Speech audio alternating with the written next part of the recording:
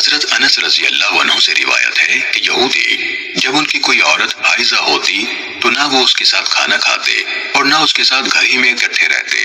چنانچہ نبی اکرم صلی اللہ علیہ وسلم کے صحابہ نے آپ سے اس بارے میں پوچھا، اس پر اللہ تعالیٰ نے آیت اتاری، یہ آپ سے حیض کے بارے میں سوال کرتے ہیں، آپ فرما دیجئے یہ اذیت کا وقت ہے، اس لیے محیض یعنی مقام حیض میں عورتوں کے ساتھ مجامعات سے دور رہو آخر تک۔ تو رسول اللہ صلی اللہ علیہ وسلم نے فرمایا، جماع کے سوا سب کچھ کرو۔ یہودیوں تک یہ بات پہنچی تو کہنے لگے، یہ آدمی ہمارے دین کے ہر بات کی مخالفت ہی کرنا چاہتا ہے۔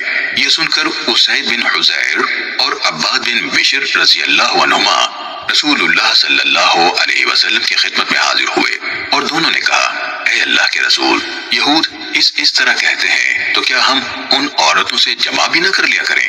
اس پر رسول اللہ صلی اللہ علیہ وسلم کے چہرے کا رنگ بدل گیا، حتیٰ کہ ہم نے سمجھا کہ آپ دونوں سے ناراض ہو گئے ہیں۔ وہ دونوں نکل گئے۔ آگے سے رسول اللہ صلی اللہ علیہ وسلم کے لیے دودھ کا ہدیہ آ رہا تھا۔ آپ نے کسی کو ان کے پیچھے بھیجا اور ان کو بلوا کر دودھ پلایا۔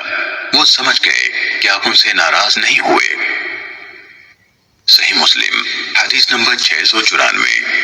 حضرت علی رضی اللہ عنہ سے روایت کی، کہا، مجھے مزی یعنی منی سے مختلف رطوبت جو اسی راستے سے خارج ہوتی ہے زیادہ آتی تھی، اور میں آپ کی بیٹی کے ساتھ رشتے کی وجہ سے براہ راست نبی کریم صلی اللہ علیہ وسلم سے پوچھنے میں شرم محسوس کرتا تھا۔